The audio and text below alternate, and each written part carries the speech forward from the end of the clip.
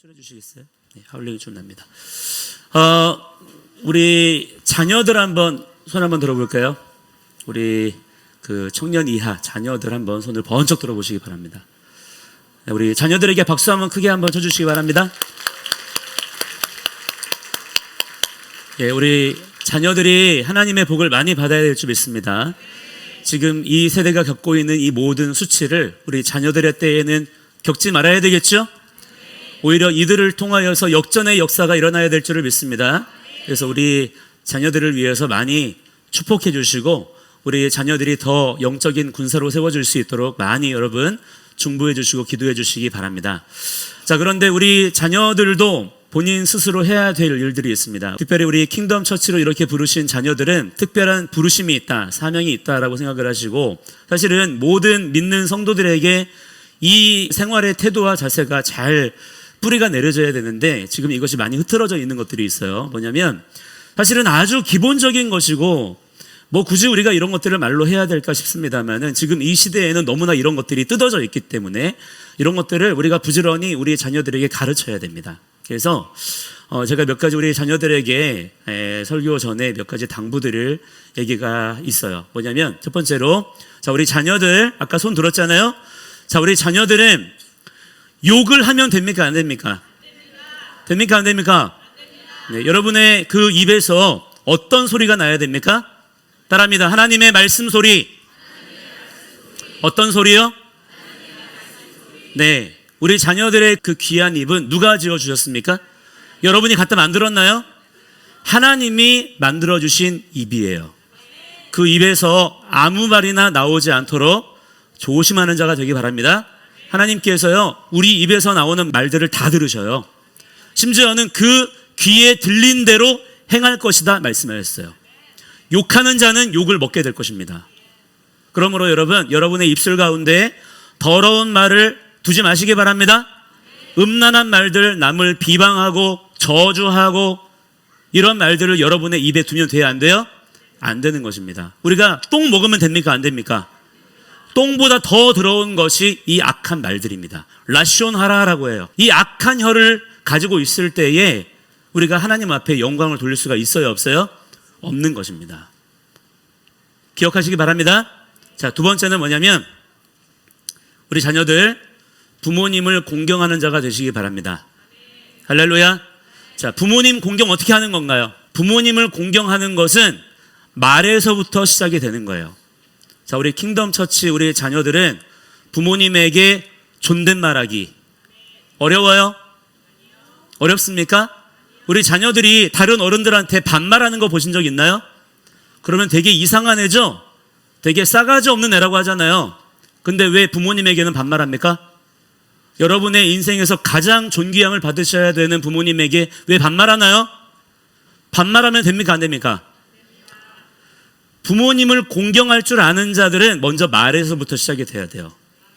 부모님에게 오늘부터 존댓말하는 자가 되시기 바랍니다. 이거는 기본이에요, 기본. 부모님을 공경하지 못하는 자가 어떻게 하나님을 공경한다고 할 수가 있겠습니까? 그렇죠, 여러분? 자, 우리 자녀들 꼭 기억하시기 바랍니다. 자, 그리고 또 하나, 부모님에게 소리 지르지 말 것. 아시겠죠? 자, 오늘도 모르겠어요. 어쩌면 예배 나올 때, 예배 나오기 전에 아침에 부모님께 소리 지르는 사람 있죠? 있잖아요. 있잖아요. 자, 그러면 됩니까? 안 됩니까? 하나님이 다 보고 계셔요. 따라합니다. 하나님께서 다 보고 계신다. 기억하시기 바랍니다. 자, 우리 부모님들도 뭐를 보셔야 되냐면 우리가 예수님 믿잖아요. 이 예수님 믿는다라는 것이 내 주장으로 끝나면 안 돼요. 내 믿음을 내게 보이라 그랬어요. 우리의 믿음이 어디에서 가장 직접적으로 드러나는지 아십니까? 두 가지예요. 하나는 뭐냐면 돈이에요. 우리가 이 재물을 어디에 쓰는지를 보면 그 사람의 믿음의 중심을 알 수 있어요. 어떻게 자산을 모으는지, 어떻게 이 돈을 소비하는지, 어떻게 우리가 헌금 생활을 하는지 보면 그 사람의 믿음이 진실한지 아닌지를, 그 재물을 어떻게 다루는지를 보면 알 수 있습니다. 또 하나는 자녀예요.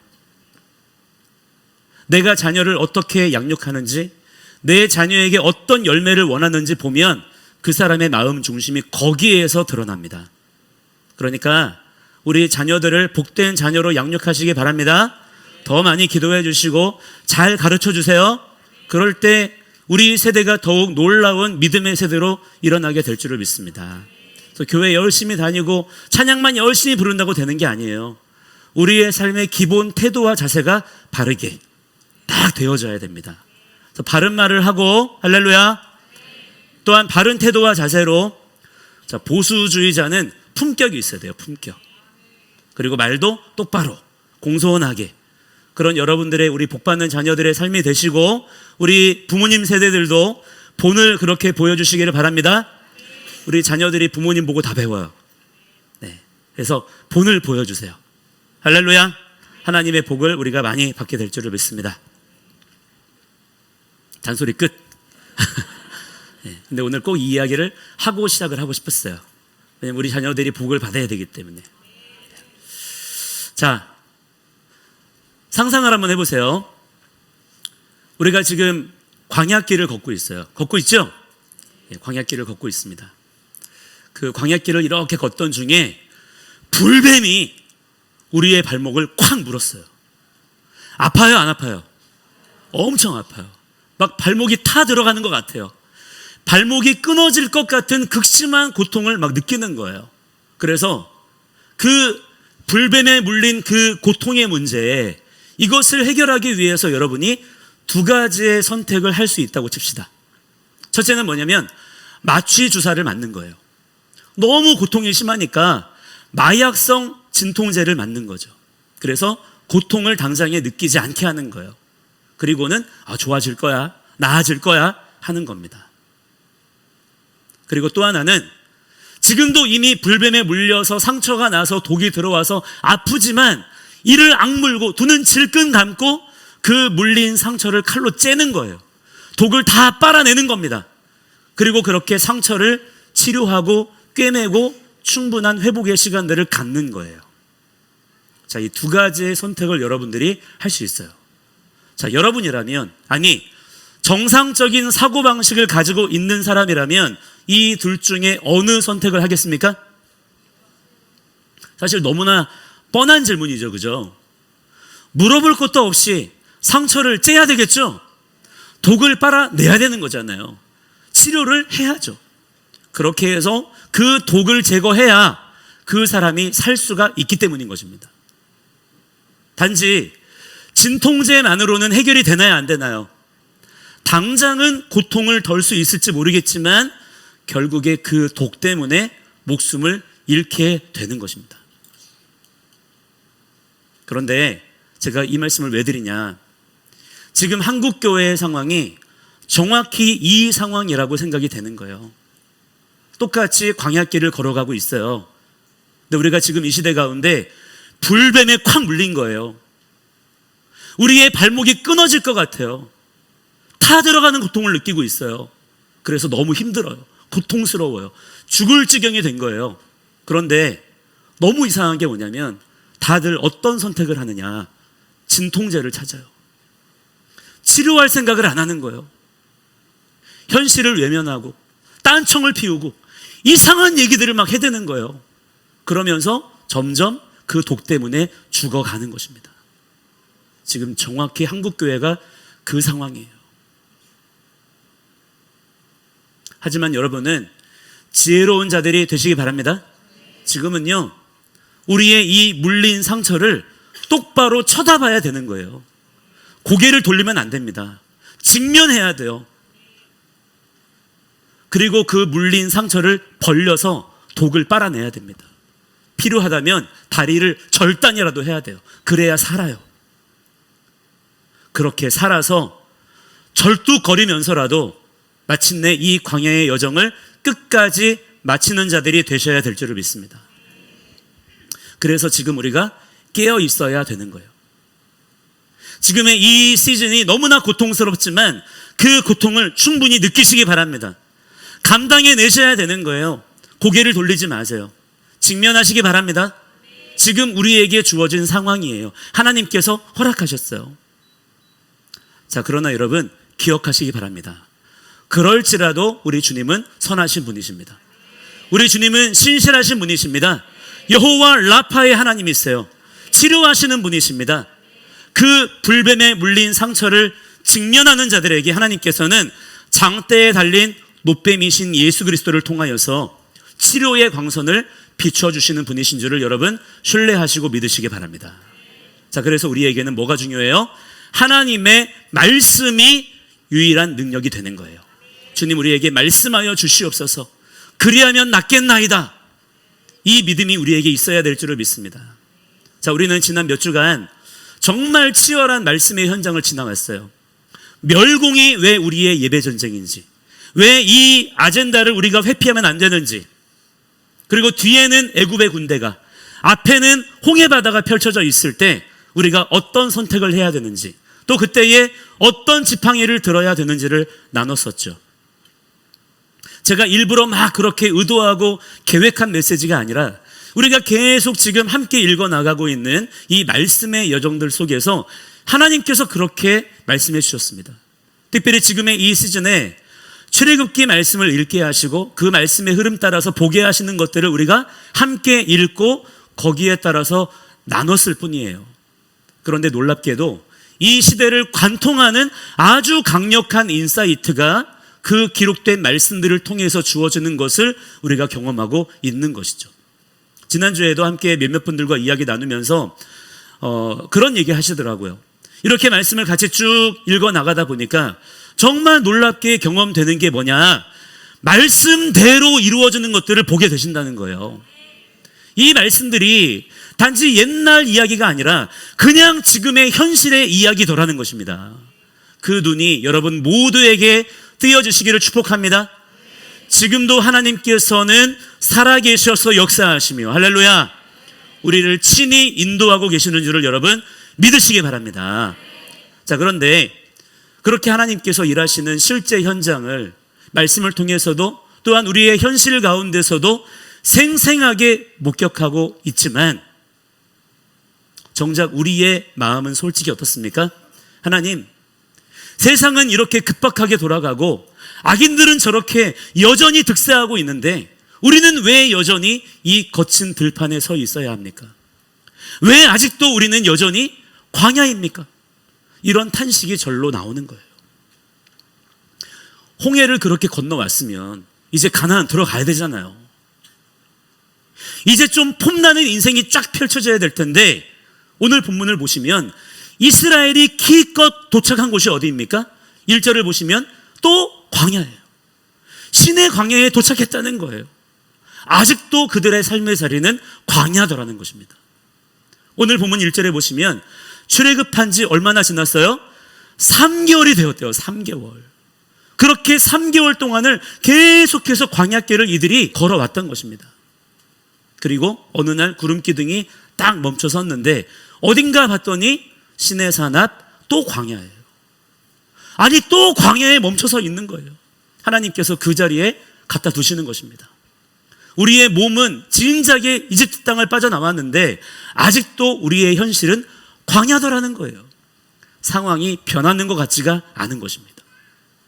그것도 그들이 그냥 떠돌다가 길을 잃어버려가지고 헤매고 있는 게 아니라 구름기둥 따라서, 불기둥 따라서 하나님께서 친히 인도하시는 그 여정을 그저 그들은 따라왔을 뿐이에요. 순종하라 그래서 순종하며 따라왔을 뿐인데도 지금 도착한 곳이 어디입니까? 광야예요. 오늘도 여전히 광야 위에 서 있는 그들 자신을 발견하게 되더라는 것이죠. 자, 무슨 말입니까? 하나님께서 지금 의도적으로 그들을 광야에 붙잡아 두고 계시다는 거예요. 10하루길이면 걸어갈 수 있는 블레셋 해안도로가 아니라 이 멀고 험한 광야길을 선택하신 것도 모자라서 의도적으로 하나님께서 오늘 본문에 이 신의 광야로 그들을 도착하게 하셨다는 것입니다. 그리고 그들이 거기에 서 있는 거예요. 그렇다면 여기에는 하나님의 의도, 하나님의 계획, 하나님의 목적이 있다라는 것입니다. 자, 과연 그것이 무엇일까요? 오늘 우리가 이 비밀을 풀어야 합니다. 그래야 지금 우리가 겪고 있는 이 고난의 의미도, 우리 인생의 이 광야의 의미도 비로소 해석이 되기 때문이에요. 자, 여러분, 우리가 보통 광야라고 하면 어떻습니까? 광야 하면 우리의 이미지가 어때요? 버려진 땅, 죽음의 땅, 메마른 땅, 그렇게 생각이 되잖아요. 살 수 없는 땅, 빨리 지나가야 되는 땅, 머무를 수 없는 땅. 그런데 히브리어로 이 광야가 뭐냐면 미드바르라고 합니다. 한번 따라해 볼까요? 미드바르. 이 단어는요, 말씀하다라고 하는 뜻의 다바르라는 단어에서 나온 말이에요. 거기에다가 숫자로는 40을 의미하고 의미상으로는 훈련, 진리를 뜻하는 맴이라는 글자가 앞에 딱 붙어가지고 미드바르가 되는 겁니다. 광야라는 단어가 그렇게 만들어진 거예요. 즉 무슨 뜻입니까? 광야라는 장소는 단어적으로는 사람의 지식으로서는 이렇게 볼 때에 그냥 거친 들일 뿐이에요. 돌밭일 뿐인 것이고 아무것도 없는, 살 수 없는 불모지일 뿐이지만 하나님의 기준은 다르다는 거예요.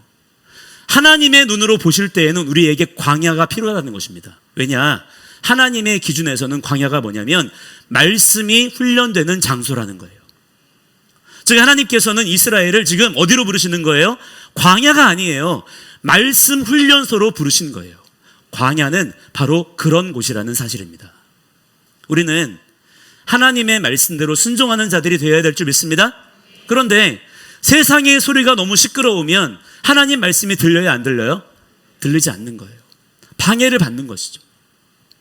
실제로 이집트에서의 삶이 그랬습니다. 분명 내가 아브라함의 자손인 건 맞아요. 히브리인으로서의 혈통도 지키고 있고 요셉의 유골도 지키고 있어요. 그렇지만 애굽의 그 시끄러운 메시지들, 우상 숭배의 문화들 속에서 하나님의 언약의 말씀이 그들의 귀에 들리지 않는 거예요. 그렇게 말씀의 약속이 점점 그들 가운데에서 사라지는 것을 경험하게 되는 것입니다. 자, 우리도 마찬가지로 내 주머니에 돈 좀 있고 국가가 나를 보호해 주는 것 같고 보조금도 막 주고 무슨 혜택도 주고 코스피가 막 올라가고 뉴스에서 좋은 얘기들만 막 해주고 그렇게 세상이 평안해 보일 때에는 하나님 말씀이 잘 들립니까? 안 들립니까? 잘 들리지 않는 거예요. 하나님의 뜻에 별로 관심이 없게 되는 것입니다. 방해를 받는 것이죠. 그런데 광야는 어떻습니까? 거기는 그냥 아무것도 없는 곳이에요. 거기에 내 인맥도 내 통장도 나를 도와줄 국가 시스템도 없어요. 뭐를 심어도 뭐가 거두지를 못해요. 오직 위를 쳐다봐야만 살 수 있는 곳입니다. 하나님께서 물을 주시지 않으면 목말라 죽어요. 하늘을 열어서 만나를 내려주시지 않으면 굶어 죽어요. 하나님께서 지켜주시지 않으시면 도적들이 나타나서 자기들을 죽이거나 약탈해 갑니다. 그런 곳이에요. 그런 곳에 하나님께서 의도적으로 자기의 사랑하시는 백성들을 갖다 두신 거예요. 그리고 지금 우리도 마찬가지로 그렇게 이 상황 가운데로 갖다 두신 것입니다. 그렇다면 우리는 생각을 해봐야 돼요. 하나님이 왜 이스라엘 백성들을 또한 지금의 우리도 마찬가지로 도대체 왜 계속 이렇게 이 척박한 광야로 계속 몰고 가시는 것일까? 왜 여전히 우리의 삶은 광야인 것일까? 이 하나님의 의도를 우리가 깨닫는 자들이 되어야 될 줄을 믿습니다. 그 의미가 무엇일까요? 이제는 내 목소리 좀 들어라 하시는 거예요. 세상의 거짓 프레임, 저 악한 권력자들의 선동에 귀 기울이지 말고 이제 진짜 왕인 내 목소리에 집중해라 라는 것입니다. 이 하나님의 뜻을 깨닫는 자들이 되시기 바랍니다. 그래야만 비로소 하나님 말씀대로 순종하는 백성의 삶을 살아갈 수가 있기 때문인 거예요. 들려야 순종할 수 있을 거잖아요. 여러분, 지금 여러분의 삶이 마치 광야와 같아서 너무 힘드십니까? 그렇다면 여러분, 말씀을 통해서 새로운 깨달음을 갖는 자들이 되시기 바랍니다. 광야는 죽음의 땅이 아니에요. 하나님께서 우리와 함께 하시는 이 광야라면 사실 광야는 은혜의 땅인 것이고, 할렐루야, 은혜의 시간인 줄을 믿으시기 바랍니다. 그렇다면 무슨 은혜입니까? 하나님의 말씀이 들리는 은혜예요. 하나님의 말씀이 임하는 은혜인 것입니다. 이제는 이 광야의 때에 우리가 뭐 해야 되겠습니까? 그렇기 때문에 정말 집중해서 하나님의 말씀에 주목하고 하나님 말씀을 경청하는 자가 되어야 된다라고 하는 것입니다. 그것이 하나님의 우리를 향하신 의도와 목적이다라고 하는 거예요. 이 광야의 때에 그 은혜를 결코 놓치지 않으시는 여러분 모두가 되시기를 주님의 이름으로 간절히 축원합니다. 자, 그런데 여기서 우리가 절대 놓치지 말아야 될 게 있어요. 하나님께서 이스라엘을 출애굽시키신 진짜 목적지가 어디냐 하는 것입니다. 자, 어딘가요? 흔히들 가나안 땅이라고 생각하시죠. 그런데 하나님께서 인도하시는 1차 목적지는요, 사실 가나안이 아니라 시내산입니다. 함께 출애굽기 3장 12절 말씀을 같이 읽겠습니다. 함께 시작. 하나님이 이르시되 내가 반드시 너와 함께 있으리라. 내가 그 백성을 애굽에서 인도하여 낸 후에 너희가 이 산에서 하나님을 섬기리니 이것이 내가 너를 보낸 증거니라. 아멘. 하나님께서 뭐라고 말씀하세요? 이 산에서 하나님을 섬기는 것이 출애굽의 증거이자 목적이라고 출애굽 전부터 말씀하셨어요. 즉 하나님께서는 이스라엘을 단순히 사는 장소만 바꿔주신 게 아니라는 거예요. 노예 상태에서 해방해 주신 게 전부가 아니라 어디로 불러내셔요? 시내산으로 불러내시는 거예요. 그리고 거기서 그들과 뭐 하십니까? 언약을 맺으려 하시는 것입니다. 이것이 하나님의 진짜 목적이라는 거예요. 그리고 그 언약의 내용이 뭐냐면요, 바로 십계명과 율법들인 것이고 정확하게 혼인 언약이에요. 신랑이신 야훼 하나님과 신부인 이스라엘이 하나님의 말씀 토라를 중심으로 서로 언약하는 겁니다. 이 언약이 맺어져야 비로소 광야길을 걸어도 제대로 걸어갈 수가 있는 것이고 마침내 가나안 땅에 들어가는 것도 의미가 있는 거예요. 즉 구원이라고 하는 것은 단순히 장소의 문제가 아니라는 거예요. 관계의 문제, 언약의 문제, 통치의 문제라고 하는 것을 너무나 명확하게 이 출애굽기의 말씀들을 통해서 우리에게 드러내주고 계신다라고 하는 것입니다. 그런데 특별히 그 결혼식을 치르는 그 결혼식장이 어디라는 거예요? 광야라는 거예요. 물도 없고 음식도 없고 화려한 조명도 없어요. 박수 쳐주는 하객들도 없습니다. 그냥 텅 빈 땅이에요. 그런데 왜 여기서 결혼을 하실까요? 우리의 기쁨은 눈에 보이는 풍요에서 나오는 게 아니라는 것입니다. 오직 신랑 되신 하나님 한 분만으로 충분하다라고 하는 것을 우리에게 가르쳐 주시는 거예요.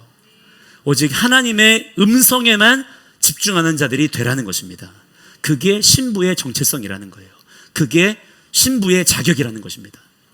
그렇게 광야에서 결혼한 부부는요, 어떤 조건이 중요하지 않아요. 인생의 어떤 흉년이 찾아와도 다시 일어설 수가 있기 때문인 것입니다. 자, 그런데요, 오늘 4절 말씀을 보세요.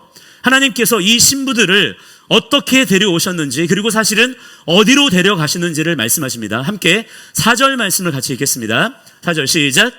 내가 애굽 사람에게 어떻게 행하였음과 내가 어떻게 독수리 날개로 아멘. 지난 3개월 동안 이스라엘 백성들은요, 자기들이 죽어라 걸어서 여기까지 왔다고 생각했을 거예요. 홍해바다가 갈라진 길도 자기들이 걸어서 나왔고 광야길을 걷는 동안에도 자기들이 수고해서 걸었다고 생각했을 것입니다. 그러나 하나님께서는 오늘 뭐라고 말씀하세요? 너희들이 걸어온 그 길, 너희들이 걸어온 게 아니라는 거예요. 하나님께서 친히 독수리 날개로 업어 나르셨다는 것입니다. 이 사실을 믿으시기 바랍니다. 자, 여기에는요, 두 가지의 의미가 있습니다. 첫째 무엇입니까? 광야는요, 우리 스스로 걸어서 통과하는 게 아니라는 거예요. 그럴 수가 없다라는 것입니다. 하나님께서 친히 우리를 그분의 날개로 업어 데려가시지 않으면 우리는 이 광야를 절대로 우리 스스로는 통과할 수가 있다 없다? 없다라는 거예요. 이 사실을 여러분 인정하는 자들이 되시기 바랍니다. 그렇기 때문에 우리가 사실 이 광야 가운데에서 할 수 있는 일은요, 오직 하나밖에 없어요. 하나님만을 의지하는 거예요. 하나님만을 찾는 것입니다. 하나님만을 붙드는 거예요. 그래야지만 이 광야길을 마침내 걸어갈 수가 있다라는 것입니다. 오직 하나님의 은혜와 능력으로서만. 둘째는요, 여러분, 독수리가 자기 새끼를 어떻게 키우는지 들어보셨죠? 또는 영상으로 보셨잖아요. 어미 독수리가 둥지를 어지럽히고 새끼를 낭떠러지로 일부러 떨어뜨려요. 그래서 새끼가 죽는다고 비명을 지르며 추락할 때 바닥에 부딪히기 직전에 어미 독수리가 날개를 쫙 펴서 다시 업어 올리는 거예요. 그 과정이 반복되는 것입니다. 그렇게 해서 뭐 하는 겁니까? 새끼를 훈련시키는 것이죠.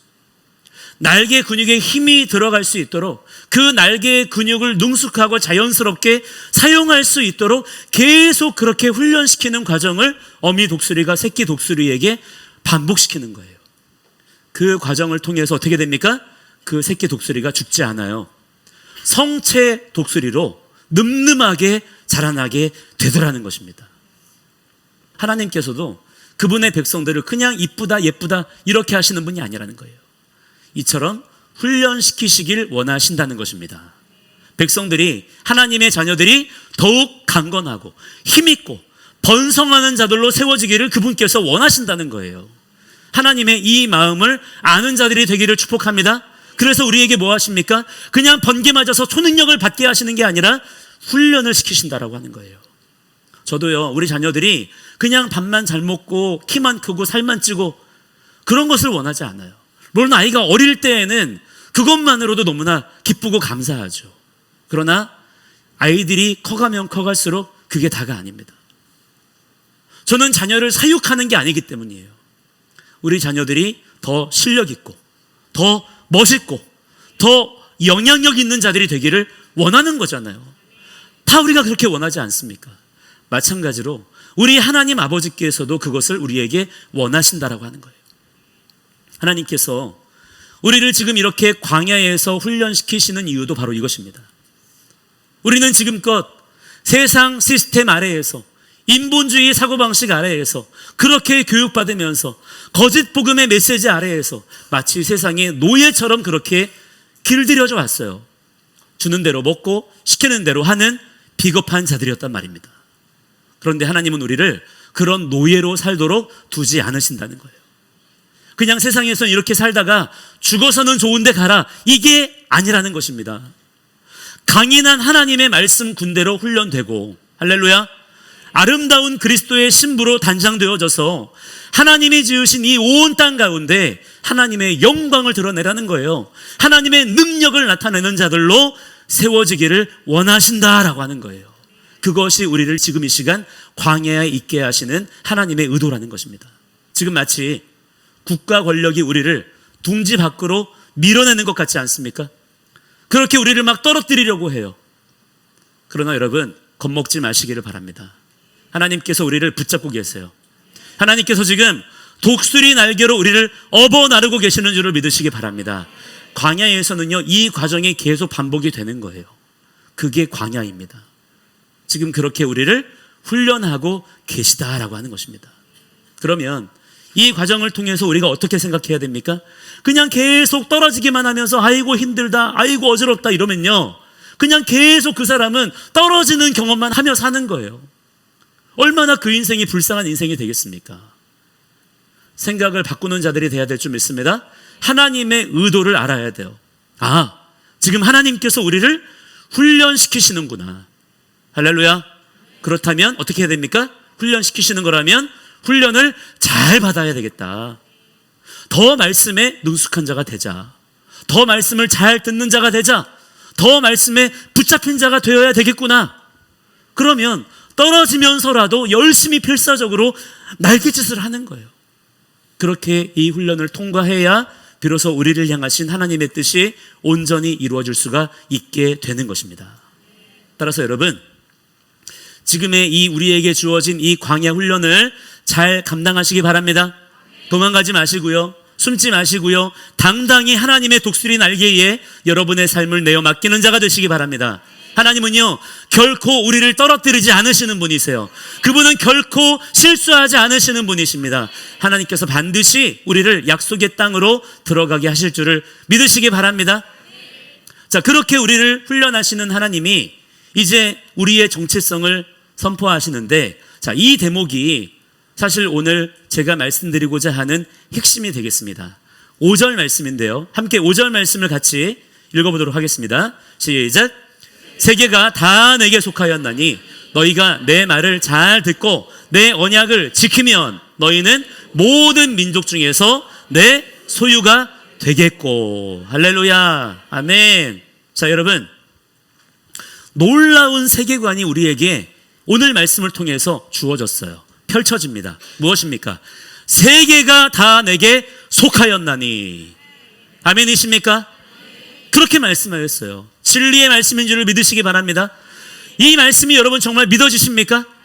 이 말씀이 여러분에게 정말 믿어지신다면 여러분의 세계관은 정말 이 말씀 한 절 때문에 뒤집어질 수밖에 없는 거예요.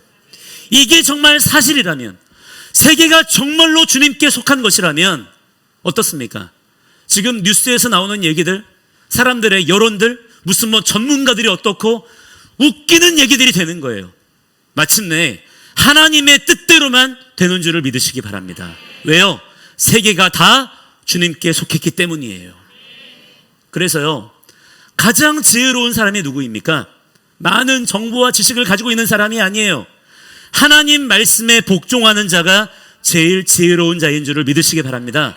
왜 그렇습니까? 세계가 다 주님께 속했다는 걸 알기 때문이에요. 이 지식이 있는 거예요. 그렇다면 세상이 뒤집어지는 것입니다. 그걸 내가 사실로서 인정하며 살기 때문이에요. 가장 지혜로운 삶을 사는 것입니다. 이 사람은요, 삶을 살아도요, 뉴스에서 나오는 대로, 사람들이 말하는 대로 될 게 아니라는 것을 알며 살아요. 어떻게 되는 것입니까? 하나님 말씀대로 된다, 말씀대로 성취된다, 이걸 알며 사는 거예요. 바로 이 세계관을 여러분들의 인생 가운데 힘있게 장착하시는 자들이 되시기를 간절히 축원합니다.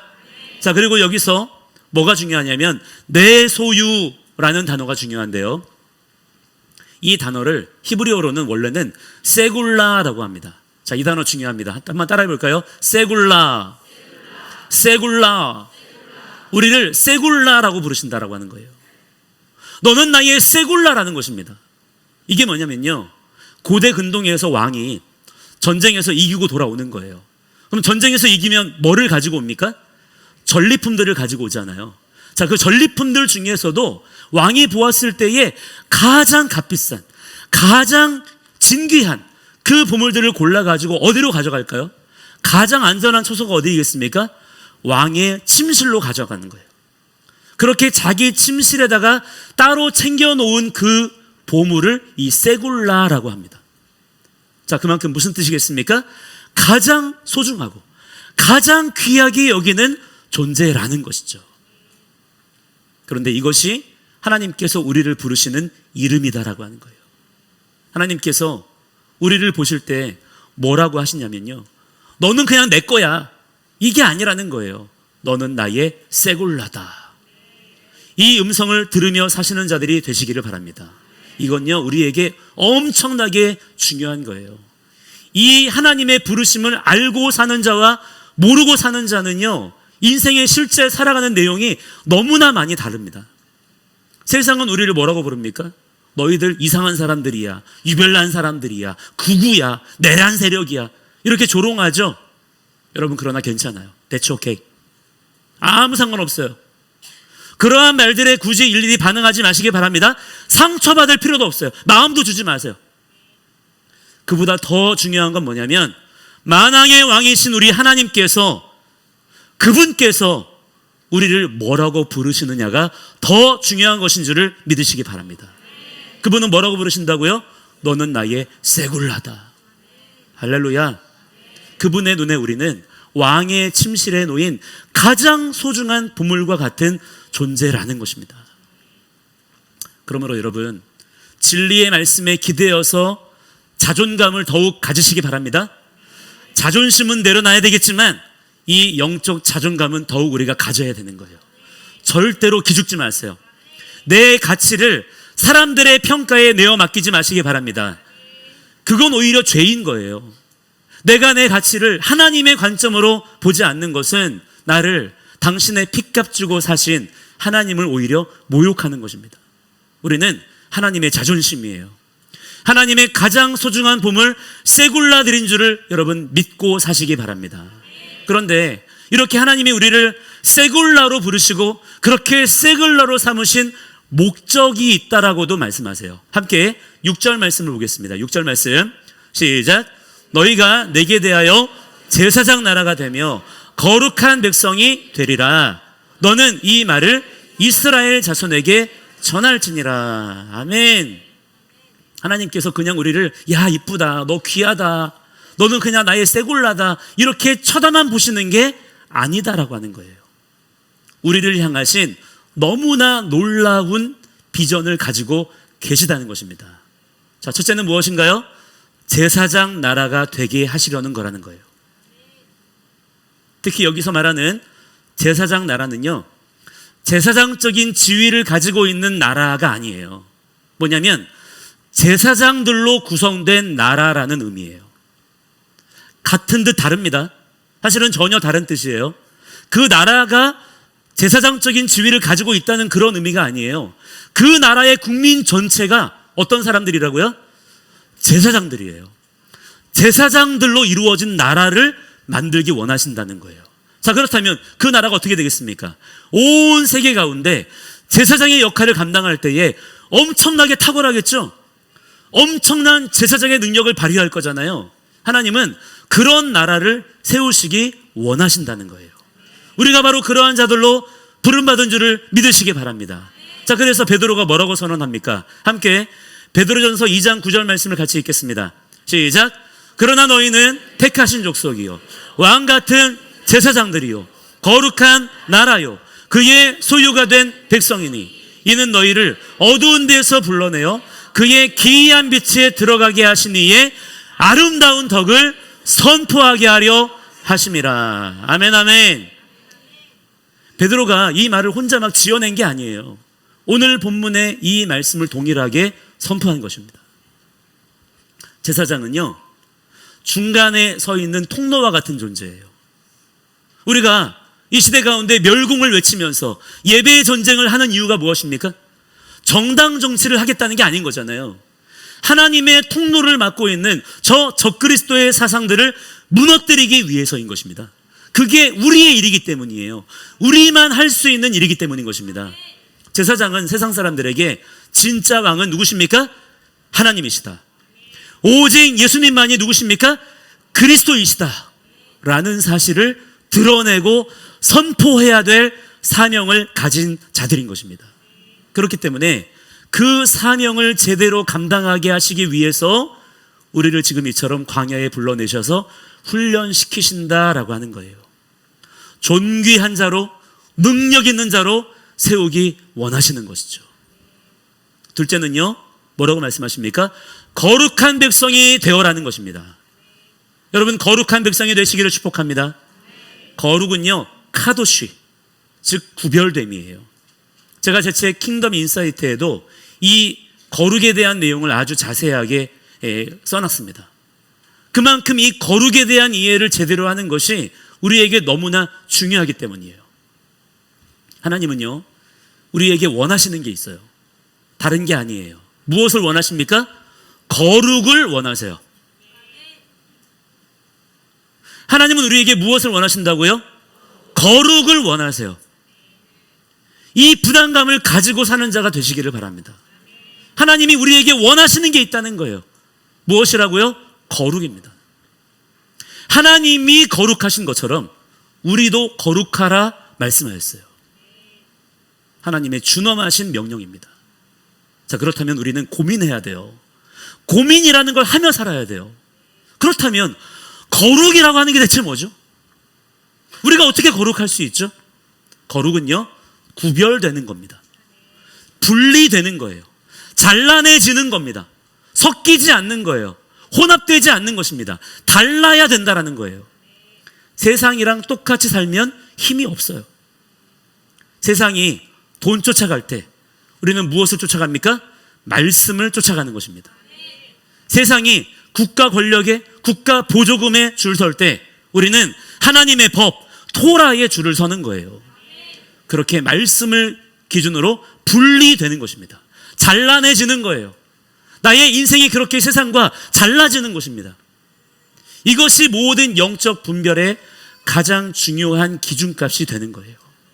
우리가 다시 이 구별된 삶, 분리된 삶을 회복할 때에 원수의 세력들이 우리 앞에서 굴복하게 될 줄을 믿으시기 바랍니다. 진짜 우리의 능력은 여기에서 나오는 거예요. 여러분 기억하세요. 따라합니다. 거룩이 능력이다. 분리가 능력이다. 구별됨이 능력이다. 여러분 동의가 되십니까? 그렇지만 우리가 그렇게 구별되고자 할 때, 분리되고자 할 때, 잘라내려고 할 때 쉽지 않아요. 죽을 것 같은 두려움이 밀려옵니다. 그러나 믿음으로 넘어가시기 바랍니다. 거룩의 능력이에요. 구별됨이 능력인 것입니다. 구별될 때 죽지 않아요. 하나님께서 먹여 살리십니다. 광야는 구별된 땅으로 우리에게 주어진 곳이에요. 하나님은 우리에게 거룩한 왕따가 되라고 말씀하십니다. 하나님은요, 섞이는 거를 아주 싫어하세요. 심지어 바느질 할 때도요, 섞어 짜지 말라 그랬어요. 구별됨을 얼마나 중요하게 말씀하시는지 몰라요. 성경 전체가 사실은 바로 그 얘기를 하고 있는 거예요. 처음부터 끝까지 그 얘기입니다. 섞이지 말라는 거예요. 구별되라는 것입니다. 그렇게 남겨지라는 거예요. 자, 실제로 여러분, 우리가 직시해야 되는 아주 무서운 진실이 하나 있어요. 그렇게 이집트에서 나온 사람이 장정만 헤아려도 60만 명이고요. 여자와 아이들까지 다 합치면 거의 200만 명이나 되는 엄청난 규모가 출애굽을 했습니다. 그렇지만 우리가 말씀을 통해 보았습니다만 과연 그들 모두가 다 하나님의 참 신부였습니까? 그들 모두가 전부 다 약속의 땅에 들어갔나요? 아니더라는 거예요. 끝까지 광야에서 살아남은 자들만이 마침내 여호수아를 따라서 갈렙을 따라서 가나안에 들어가게 되었다는 것입니다. 성경은요 끊임없이 남은 자에 대해서 이야기합니다. 함께 이사야 10장 22절 말씀을 같이 읽어보겠습니다. 시작. 이스라엘이여 내 백성이 바다의 모래 같을지라도 남은 자만 돌아오리니 넘치는 공의로 파멸이 작정되었습니다. 아멘이십니까? 전부 다가 아니라는 거예요. 남은 자만 돌아오게 된다는 것입니다. 그렇기 때문에 구별되고 분리되는 것이 중요한 거예요. 섞인 채로는 남겨줄 수가 없다는 것입니다. 그냥 남게 되는 것이 아니기 때문이에요. 지금도요, 보세요. 교회 다니는 사람은 많을지 몰라요. 엄청나게 많은 교회 건물들이 여기저기에 막 세워져 있습니다. 기독교인은 많을지 모르겠어요. 우리나라 기독교 인구가 적어도 500만이라 그러잖아요. 그런데 과연 그 중에 진짜 신랑 되신 예수님을 끝까지 따르는 남은 자는 얼마나 될까요? 실제로는 지극히 소수라는 거예요. 솔직히 말씀드릴까요? 우리 중에도 몰라요. 저도 몰라요. 끝까지 가봐야 아는 것입니다. 예수님께서는요, 뭐라고 말씀하시냐면, 과연 그때에 믿는 자를 보겠느냐? 과연 그때에 믿는 자를 찾아볼 수가 있을까? 그러셨어요. 굉장히 두려우신 말씀이에요. 그 정도로 찾아보기가 어려울 정도라는 것입니다. 지금 우리 주위를 보세요. 하나님 믿는다고 말은 그렇게 합니다. 교회 다닌대요. 자기 기독교인이래요. 그렇지만 세상에 지금 이렇게 되니까, 국가 권력이 조금 압박해 오니까 슬슬 꼬리 내리고 타협하고 숨는 사람들 많지 않습니까? 적당히 하자. 아우 그냥 사랑으로 품자. 야 이제 그만 좀 싸우자. 이렇게 말하는 자들이 거의 대부분이에요. 저항하고자 하는 의지도 없고요. 지켜내고자 하는 의지도 보이지 않아요. 그들이 과연 신부인가요? 우리의 신랑 되신 예수님을 죽이려고 하고 욕하고 하나님의 법을 짓밟는 세력과 손잡는 자들은요, 신부가 아니라 가늠한 여인인 것이고 음녀일 뿐인 것입니다. 심판을 받게 되는 거예요. 가장 두려운 심판을 그들이 받게 되는 것입니다. 진짜 신부는요, 신랑의 원수를 내 원수로 여기는 거예요. 여러분도 그렇지 않겠습니까? 제 아내도요, 제 영상에 악플 달리면 얼마나 힘들어하는지 몰라요. 제 아내이기 때문에 그러는 거예요. 너무나 지극히 자연스럽고 당연한 반응인 것이죠. 그런데 지금 한국교회에 그게 보이지 않는 거예요. 마치 영적 문둥병에 걸려서 팔이 떨어져 나가고 다리가 쑥어 문드러져 나가도 아무 감각이 없는 것 같은 그런 비참한 형편에 지금 처해 있다라는 것입니다. 이거를 지켜봐야 되는 현실이 너무나 고통스러운 거예요. 비록 우리가 지금 이렇게 소수처럼 보이고 마치 광야에 버려진 것처럼 보일지라도 여러분 끝까지 말씀의 절기를 지키는 자들이 되시기 바랍니다.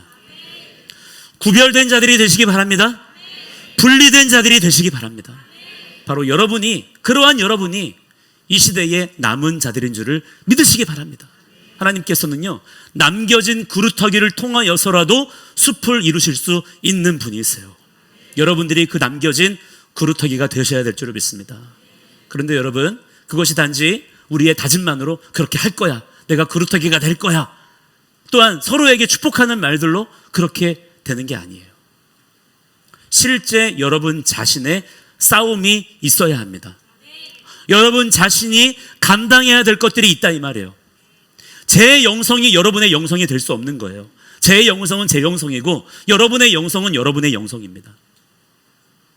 옆에 있는 분이 뜨겁다고 해서 나도 저절로 뜨거워지는 거 아니에요. 오늘 예배 몸이 뜨거웠다고 해서 나 자신도 그렇게 뜨거워지는 거 아니라 이 말이에요. 하나님은 우리를 보시지만 또한 각자의 이름을 아시는 분이십니다. 각 사람의 눈동자를 주목하시는 분이세요. 여러분의 신앙 고백이 있어야 된다는 거예요. 자, 구원은요, 그냥 얼떨결에 이렇게 가다가 같이 이렇게 우르르 받게 되는 게 아닌 것입니다. 여러분 자신의 신앙 고백이 그분 앞에 있어야 될 줄을 믿습니다. 남의 헌신과 남의 순교에 내가 박수 쳐줬다고 해서 그 믿음이 내 거가 되는 게 아니라 이 말이에요. 누구나 똑같은 헌신과 똑같은 순교를 할 수 있는 게 아니겠지만 하나님께서 나에게 허락하신 또한 나에게 요구하시는 충성과 헌신이 있습니다. 그 삶을 누가 살아야 돼요? 옆 사람이 대신 살아줄 수 없어요. 내 자녀가, 부모님이 대신해 줄 수 없어요. 내가 살아야 되는 거예요. 그렇게 남겨지는 자들이 되시기 바랍니다. 자, 이번 한 주도 광야의 삶이 우리에게 펼쳐질 거예요. 기대되시죠? 자, 어떤 광야일까요, 이번 주에? 기대하셔도 좋습니다. 광야는요, 정말 너무나 놀라운 것이에요. 광야는요, 끝날 때까지 끝난 게 아닌 거예요. 끝까지 걸어가야 됩니다. 그러나 여러분, 착각하시면 안 돼요. 그냥 내가 고생만 한다고 해서 광야가 아닌 겁니다. 내가 지금 고생하고 있다고 해서 의로운 게 아닌 거예요. 출애굽 1세대 중에서 여호수아와 갈렙 외에는요, 전부 다 광야에서 죽었다는 것을 기억하세요. 똑같이 출애굽했어도요, 똑같이 홍해바다를 건넜어도요, 똑같이 광야에서 고생했어도요, 광야를 통과하지 못하는 자들이 있다는 거예요. 그렇다면 그들에게 광야는 은혜의 땅이 아니었던 것입니다. 그들에게는 죽음의 땅일 뿐이었던 것이죠. 그러나 이 광야를 그저 고생스럽고 힘들고 어렵고 이렇게 보는 게 아니라 따라합니다. 하나님께서 지금 나를 훈련시키신다. 독수리 날개로 업어가신다. 우리는 하나님의 보배로운 자들이다. 세굴라로 부름받은 자들이다. 제사장이다. 거룩한 나라다. 그분의 소유된 백성이다. 믿으십니까? 자, 이렇게 고백하시며 그렇게 바라보시며 살아가시는 자들에게는 하나님께서 넉넉히 이기게 하시는 은혜를 놀랍게 발견하게 하실 줄을 믿습니다. 여러분이 한 주 동안에 그 은혜로 살아가시는, 그래서 또다시 승리로 살아내시는 그러한 여러분들의 삶이 되시기를 주의 이름으로 간절히 축원합니다. 우리 찬양팀 올라와 주시고요. 그래서 이번 주에 여러분에게 숙제 하나를 좀 내드려야 될 것 같아요. 그게 뭐냐면, 아까 우리가 예배 찬양 시작하기 전에 함께 말씀 같이 읽고 또 암송하고 그랬잖아요. 기억나십니까? 출애굽기 20장 1절부터 21절까지예요. 자, 어디라고요? 출애굽기 20장 1절부터 21절까지입니다. 그 내용이 뭐냐면 10계명이에요. 10계명의 전문입니다. 그냥 요약 정리된 게 아니라 그냥 말씀 그대로의 하나님의 10계명이 우리에게 딱 주어진 거예요. 그 말씀을 우리가 이번 주간 동안에 붙잡는 거예요. 그러면 하나님께서 그 말씀을 붙잡고 사는 자들에게는 더 붙잡으라고 말씀을 암송되게 하십니다. 단 붙잡는 자들에게는 암송되게 하세요. 그냥 쳐다보고만 있으면 안 돼요. 붙잡고 사시면 암송이 되게 하셔요. 그래서 우리가 다음 주에 만났을 때 우리가 어떤 증거들을 가지고 서로 만나야 되냐면 그 믿음의 증거들을 가지고서 만나야 되는 거예요. 여러분이 그냥 세상을 그냥 여러분이 혼자 막 걸어갔다가 혼자 고생하고 왔다는 게 아니고 나 말씀 붙잡고 걸었어. 그 증거가 뭐냐면 암송되어진 하나님의 놀라우신 말씀이 내 마음판에 새겨져 있는 것입니다. 이거를 막 서로에게 자랑하세요. 하나님께서 나에게 내 마음판에 말씀을 새겨주셨어. 십계명의 말씀이 내 입에서 막 나와 흘러 넘쳐. 이것을 서로 자랑하시고 증거하시고 드러내시는 여러분들의 삶이 되시기 바랍니다. 할 수 있냐 없냐의 문제가 아니에요. 여러분이 정말 말씀 붙잡고 사실 마음이 있으십니까? 자, 여러분이 결단하시면 돼요. 자, 이 한 주간 광야예요.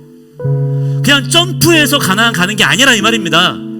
광야를 통과해야 가는 거예요. 하나님의 때에 하나님의 방법으로 들어가는 겁니다. 자, 그런데 이 광야를 걸어갈 때 나의 힘으로 걸어갈 수가 있어요, 없어요? 없단 말이에요. 하나님 말씀 붙잡아야 돼요. 하나님 말씀 붙잡고 가시겠습니까? 그러면 말씀이 암송되어질 거예요. 특별히 이 한 주간 동안에 다른 여러 말씀들이 물론 귀한 말씀이지만 우리가 함께 특별히 이번 주에 너무나 놀라운 말씀, 이 십계명의 말씀, 출애굽기 20장 1절부터 21절까지의 말씀을 하나님 내 심령 말씀 창고 안에 가득가득 채워주시옵소서. 입만 열면 터져 나오게 하여 주시옵소서. 그런 기도 제목으로 한 주간 동안 살아내시기 바랍니다. 하나님께서 그러면요 그 사람을요 그냥 내버려 두실 수가 없어요. 내버려 두시겠나요? 계속 신경이 쓰이시는 거예요. 그 사람을 붙잡아 주시고 이끌어 주시고 강하게 하시고 모든 원수를 수치스럽게 하시고 마침내 승리케 하실 줄을 믿으시기 바랍니다. 함께 이 시간에 같이 우리 기도하겠습니다. 기도하실 때 하나님 우리에게 광야를 허락해 주셔서 감사합니다. 진짜로 그렇게 감사하는 기도. 광야인데 오늘도 광야인데 하나님 우리를 포기하지 않으시고 여전히 우리를 이 광야 가운데에서 훈련시켜 주심에 감사합니다. 이 광야를 잘 걷는 자들이 되게 하여 주시고 이 훈련을 통하여서 더욱 정결하고 거룩한 자로 세워지게 하여 주시옵소서. 주의 말씀을 더욱 힘써 지키며 준행하는 자가 될 수 있도록 성령님 날마다 지혜와 능력을 더하여 주옵소서.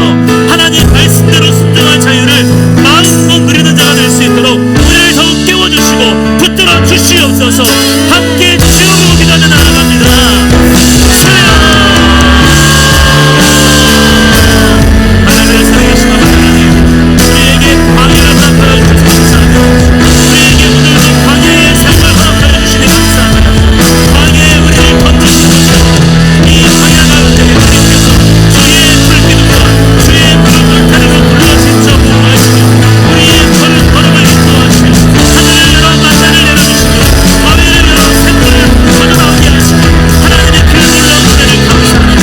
이 거칠은 광야를 걸어갈 때 우리가 스스로 터벅터벅 힘들게 걸어가는 것이 아니라 우리를 그리스도의 날개로 업어 지나가게 하시는 하나님의 그 은혜를 고백하게 하시니 감사합니다. 하나님 우리가 오늘 체험하는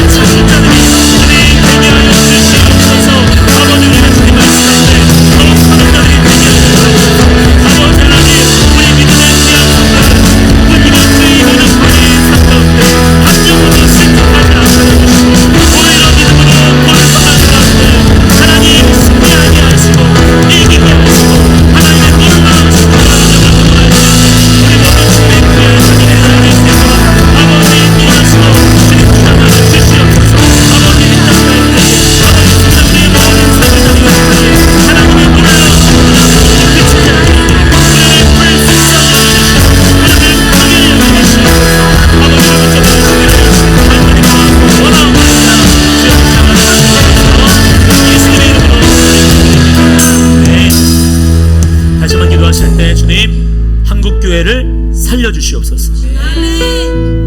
지금의 이 영적 문둥병을 치유하여 주시옵소서. 아멘. 이 영적 조현병을 치료하여 주시옵소서. 아멘. 고통을 느낄 줄 알게 하여 주시고 아멘. 비명을 지를 줄 알게 하여 주시옵소서. 아멘. 하나님의 말씀을 목숨 걸고 지키고 저항하고 싸울 줄 아는 믿음의 야성이 회복되게 하여 주시옵소서. 아멘. 지금의 이 약한 자들이 교회 해체법, 차별금지법, 정보통신망법을 통해서 교회를 무너뜨리려고 하는 모든 이 시대의 골리앗들을 말씀의 물맷돌로 쓰러뜨릴 수 있도록 아멘. 한국교회의 남은 자들 지금이라도 회개하며 하나님 말씀 붙들고 있는 성도들을 붙잡아 주옵소서. 주여 우리를 사용하여 주시옵소서. 한국교회를 살려주옵소서. 주여 기도합니다. 주여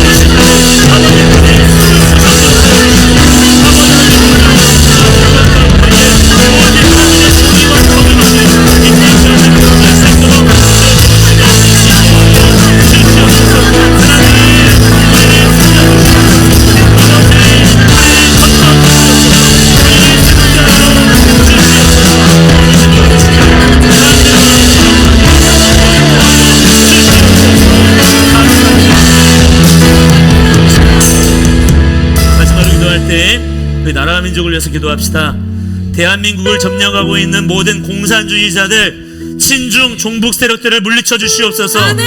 하나님을 대적하는 그들을 그냥 내버려 두지 마시옵소서.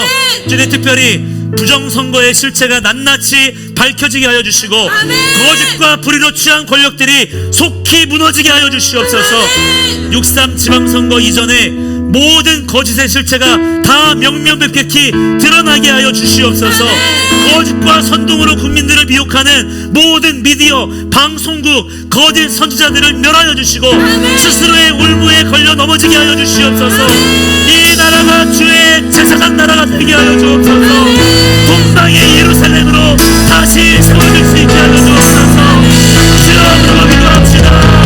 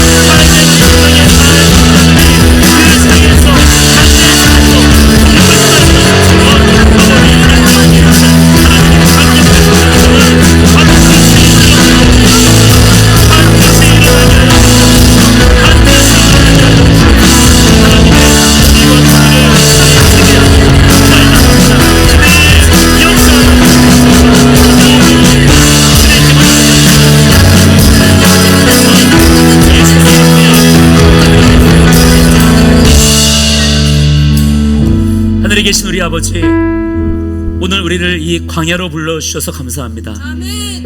우리가 겪는 이 광야에서의 이 힘겨움이, 고난이 우리를 신부 삼으시려는 하나님의 사랑과 은혜임을 깨닫습니다. 아멘. 우리의 모든 미련함들을 걷어내시고 지혜의 영을 더욱 허락하여 주셔서 하나님의 그 마음을 더욱 깨달아 아는 자들이 되게 하여 주시옵소서. 주님, 우리 사랑하는 성도들에게 담대한 마음을 주셔서 세상의 가치관이 아닌 하나님의 세굴라로 사는 자들이 되게 하여 주시옵소서. 거룩의 예복인 토라의 말씀을 우리의 옷 입게 하여 주시고 그 말씀에 순종하며 살아가는 우리의 삶의 행실이 또한 우리의 거룩한 옷이 될 수 있도록 인도하여 주시옵소서. 하나님, 이 땅 대한민국을 불쌍히 여겨 주시옵소서. 이 땅 대한민국을 주님께서 다시 한번 제사장 나라로 회복시켜 주시옵소서. 모든 부정선거와 거짓 권세의 세력이 다 드러나게 하여 주시옵소서. 아무리 그들이 은밀한 곳에 꼭꼭 숨겨 놓았다 할지라도 진리의 빛을 비추시면 반드시 다 드러나게 될 줄을 믿습니다. 하나도 숨김없이 다 명명백백히 드러나게 하여 주시고 그동안 이 땅을 갉아먹어온 모든 거짓 권세가 이 광야의 시즌을 통하여서 다 드러나게 하여 주시고 다 심판받는 역사가 반드시 일어나게 하여 주시옵소서. 이를 위하여서 한국교회가 반드시 깨어 일어나야 될 줄을 믿습니다.